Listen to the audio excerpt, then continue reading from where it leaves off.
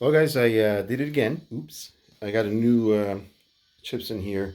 These are great project guitars. I had so much fun with the Silver Burst that's in the case there. Can't see it because it's closed. I had so much fun. I had to get another one. But I didn't want to just get another Gibson. I'm getting tired of seeing the Gibson shape. So this is probably the closest thing I can get that I know will be sort of good. And this is a TAC Matsumoto model. Uh, there's his name. So I had already had a video for this, but then I took a few more minutes to look at it and found some things. So overall, great, guys. In case you guys are wondering what this was, it was 180 shipped to my door. So not a bad price. I've paid more just for hardware. So this is a full blown guitar. Obviously, it's a Chinese Gibson or Chipson. So it's not going to be perfect, but again, you're not paying much. There's $180 guitars out there that just look like cheap guitars. This looks really nice. Obviously, you got the iconic headstock. You know, so a couple of things I wanted to go over. It's never perfect, right? These guitars are made in mass production. They're just sent out the door, and the fact that they are using the Gibson name, I don't think they really, if they don't care about putting the Gibson name up there, they're not going to care too much about making these absolutely perfect. What I can tell you is that on this one, the neck is great compared to my Silver Burst. It's great regardless. It's got rounded edges. They're not like those little nibs that come up, but they're rounded edges. It almost looks like a ballpoint pen, if that makes any sense. Super smooth. I can run my hand up and down and not get snagged. It's just, I don't know what kind of, it doesn't look filed. It just almost looks like it's machined round.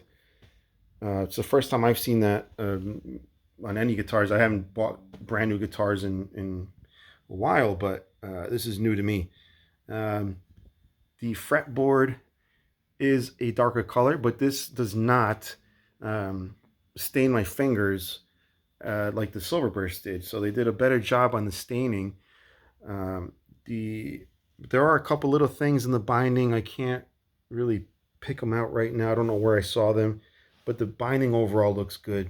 The gloss is really nice, and it's like, there's no dimples or any weird things, and orange peel. Kind of see some action going on there, but it's really not noticeable. That's from the shaping of the guitar. The pickups look nice.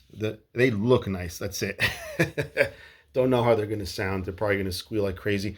I use my guitars live and in gigging situations, so I definitely have to change those. But my silver burst sounded amazing just playing through my little Yamaha TX10 or whatever it's called. But I'm sure live situations, I definitely don't want to have these pickups. But the hardware looks good. I'm sure all these gold will disappear or flake off, so I'll be replacing that. Probably gonna make the guitar all black. Let's take a look at the back. The back is also nice. Look at that. You can see my Christmas tree. If I do this, it looks like I'm filming the Christmas tree directly. But it has some of the polishing compound here. I think this has the plastic that you peel off. I can't really tell yet, but yeah, I think it has the plastic that you can peel off. This is where it joins the body. Those little white specks are just the styrofoam. Try to reflect there the very edge of that.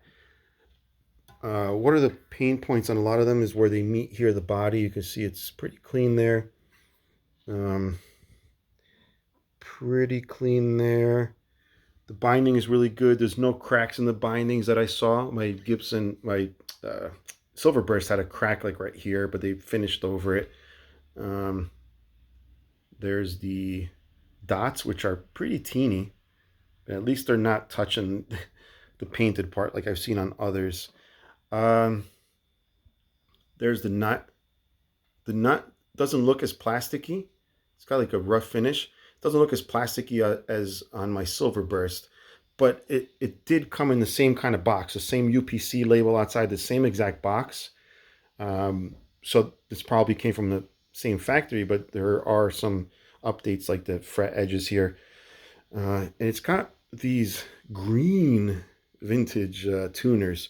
What I like about them is they actually feel firm. There's no skipping or anything like that. They're very firm. Actually, maybe a little too firm for my liking. But of course, these are never perfect. We'll get to that in a second. And the colors, for some reason, I can't get it to shine colors on the camera, but to my eyes, there's a lot of rainbow effect there. These are just standard mother of toilets. So again, it's not perfect. There's some weird stuff going on, some stuff going on in the clear coat. But guys, oh, and the top of that diamond, you see they painted right over that. But the worst part, guys, is look at this. The black doesn't even reach the binding. There's a crack right through the N, and there's cracking, or that's actually where they split the binding, but you can see it cracked into the clear, and there's also a crack here. So, and that weird stuff that's going on in the Gibson, that's just the stuff from the sticker that was over it. The Vickers, it has a Vickers sticker. Let's take a look at the back here. It says TAC 2004. I mean, the tuners don't look too bad. They're not labeled or anything like that, but they don't look too bad. Oh, it does have Gibson Custom on the back here. My other one does not have that. I'm not sure if it's supposed to. But overall, I think this, for 180 bucks, this makes a great project guitar. Like, again, the pickups and hardware are going to cost me more than the guitar, but the whole husk, as some people refer to, it's great. The action is low, so I'm very happy. Be making some more videos soon. Thanks.